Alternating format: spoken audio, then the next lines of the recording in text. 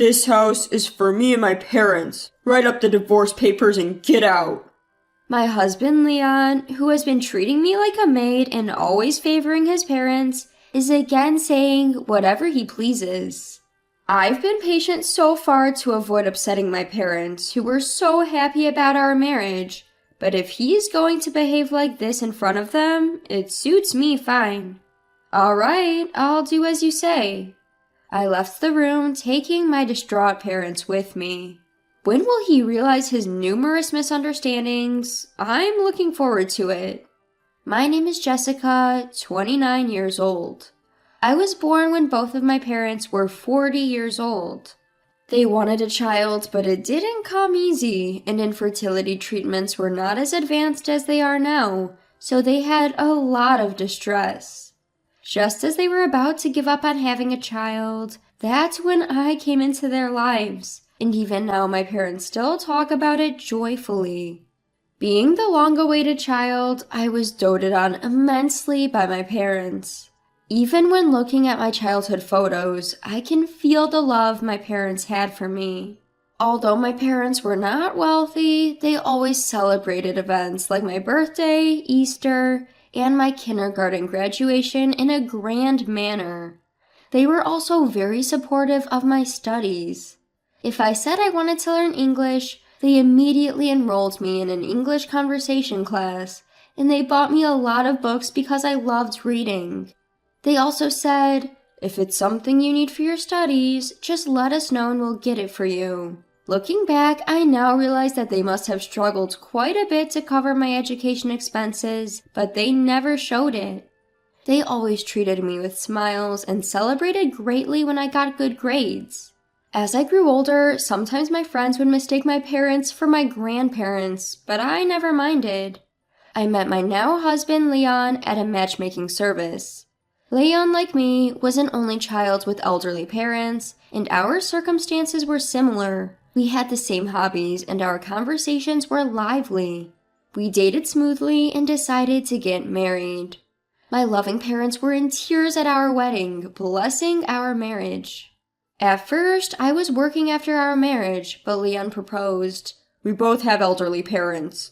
Of course, we don't feel dissatisfied about it, but wouldn't it be nice if they were younger? It's tough to raise a child in old age. We want to have children sooner, so can you quit your job and focus on raising a child?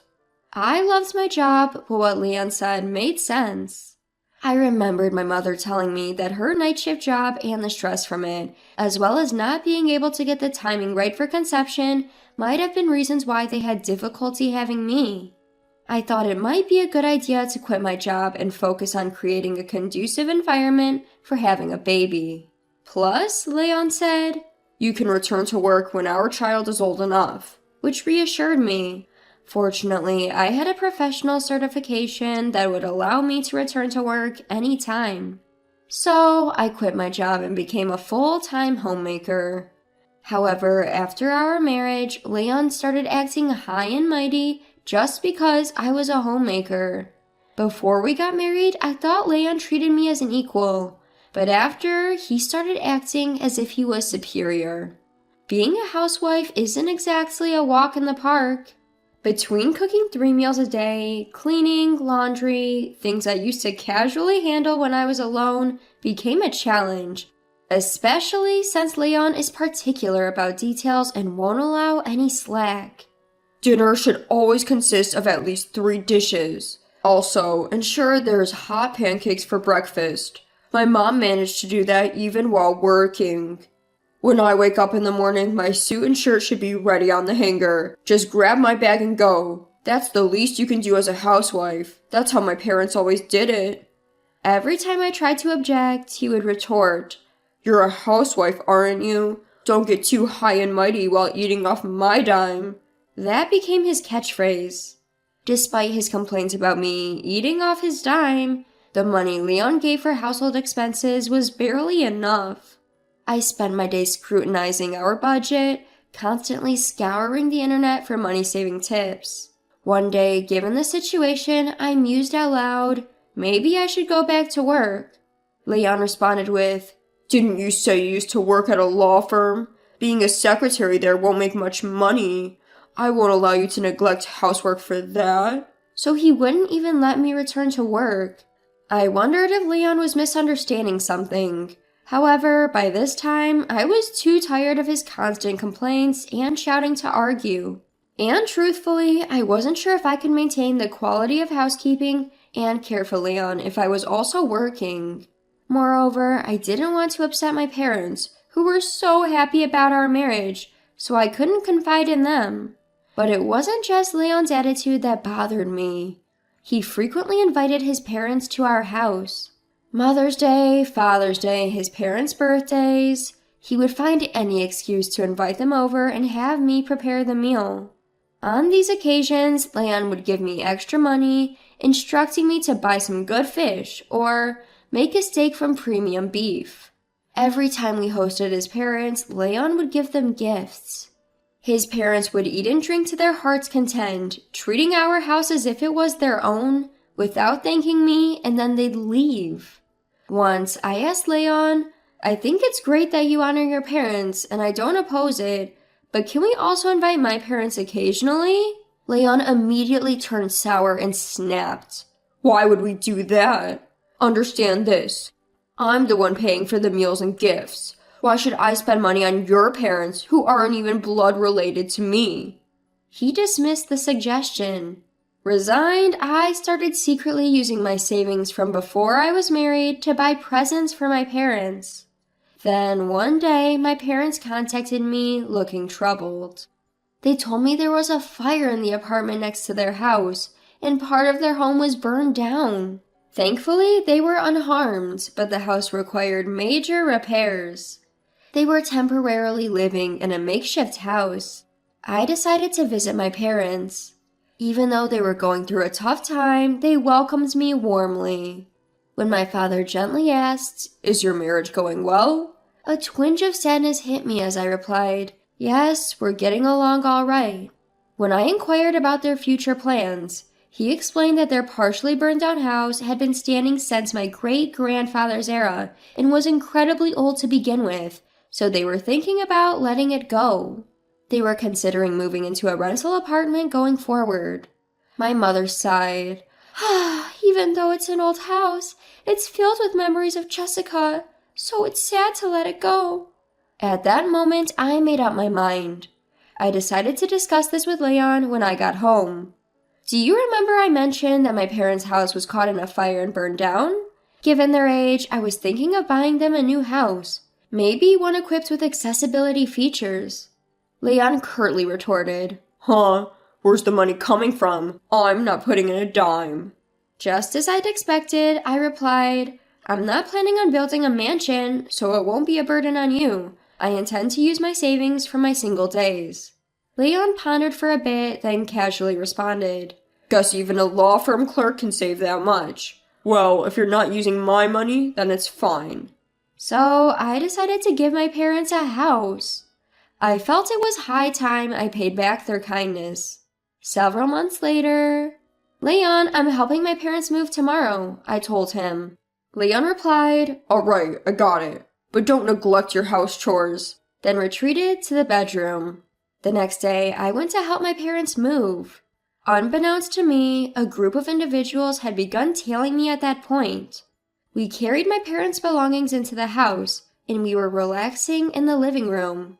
We were all filled with joy at being together as a family after so long. But then Leon and my in-laws suddenly barged in. While we stared in bewilderment, Leon declared, From today, this is my house. I was taken aback by Leon's sudden appearance. Why are you here? When I asked this, he haughtily replied, I heard you were moving today, so I followed you. When I responded, What? My house? What are you talking about? I don't understand. Leon stated, I've been supporting you all this while. Just marrying someone as clueless as you is something you should be grateful for. My parents have always eaten your terrible cooking with patience. Now it's your turn to return the favor. What a repulsive man. As I stared at him in silence, Leon continued, I've canceled the lease on our apartment. Take your stuff and get out. At that moment, my confused father started to say, Leon, this house. But I stopped him from speaking. Strangely calm, a plan was taking shape in my mind.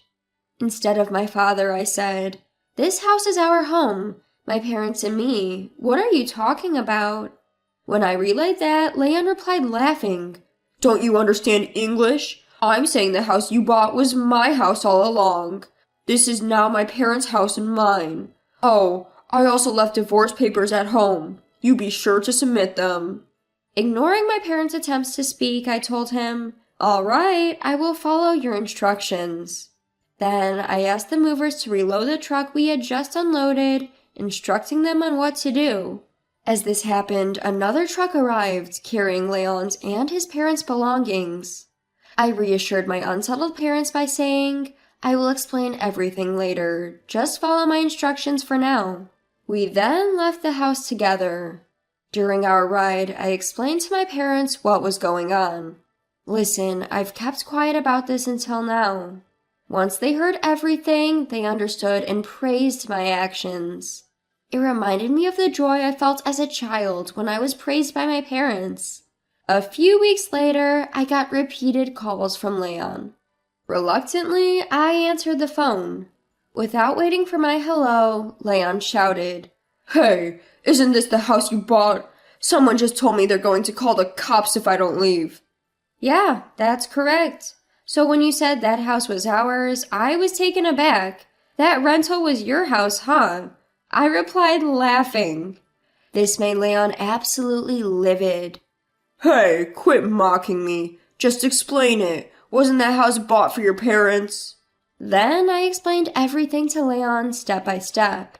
The house that I had bought for my parents was under renovation after the purchase.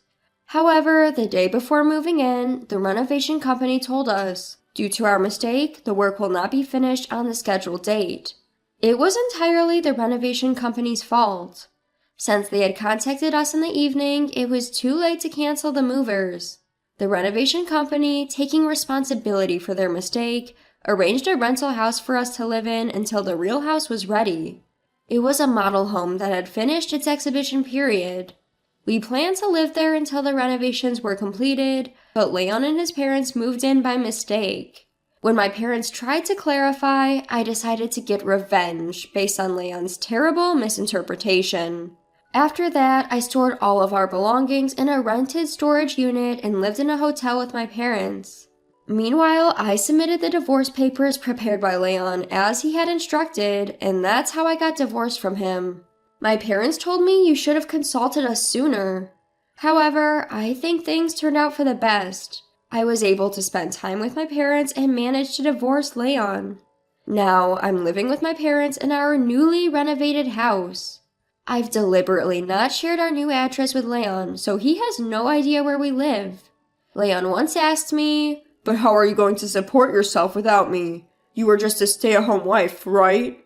With a sigh, I answered, "You know, I didn't expect you to be under this misconception for so long, but my profession is a lawyer, you know?" "Huh?" Leon seemed shocked and responded with a confused reply. When I first met Leon at a matchmaking service, he asked me what I did for a living. I told him that I worked at a law firm. He assumed I was a secretary. I let him believe that because when I'd previously mentioned being a lawyer, people often remarked how stuffy it sounded or how they didn't like being corrected based on the law. I hadn't imagined he'd continue to mistake me for a secretary after that. It showed how little interest he really had in me. I guess Leon wanted a housewife more than a partner. I think the reason he asked me to be a stay-at-home wife was just that. I bought the house with the savings I had from my time as a single lawyer. "If you explain that, well, we're married, so I should have a claim to the property." I responded, "The savings I had before marriage are mine, and they're not subject to property division. If you have a problem with that, we can go to court, but I'll win, of course." Hearing this, Leon fell silent on the other end of the phone. I ignored such remarks from Leon, saying, "Well then, goodbye. Be nice to your beloved parents." And with that, I hung up the phone. I heard about what happened next through a fellow attorney who used to be my colleague. Leon kept contacting me, unable to accept the situation, so I reluctantly decided to communicate with him through my attorney. Leon was insisting on me returning the money we had spent during our married life. However, after discussions through the lawyer, he understood that it was not feasible and seemed quite disappointed. That's expected. After all, I became a stay-at-home wife because Leon asked me to, and it's a husband's duty to provide for his family. I did everything that I should have as a homemaker, and I didn't fall short. Leon had terminated our apartment lease himself, leaving him with no place to stay. Currently, he has moved back into the small condo where his parents lived, and the three of them are living there, uncomfortably crammed into the small space. Leon had virtually no savings. He had a low salary, and yet, he made me stay at home, only gave me the bare minimum for living expenses, and spent the rest of the money on his hobbies and gifts for his parents. Despite this, Leon was starting to desire a larger house. He seemed to have come up with this plan when I mentioned to my parents that I wanted to buy a house. Needless to say, it failed spectacularly. Even if it weren't a temporary home, assuming that we would leave quietly is just stupid. It's pathetic to realize how naive my ex-husband was. Leon is now tired of caring for his parents in the cramped condo, and he has been pressing for reconciliation many times, now that he knows I'm a lawyer. Of course I've been ignoring him. I'm currently enjoying my time in my new house with my parents. At the moment, I'm not particularly keen on getting married again. However, a fellow attorney who I worked with during my divorce from Leon has been showing some interest. I am considering being a bit more positive about it, perhaps to give my beloved parents the joy of seeing their grandkids sooner.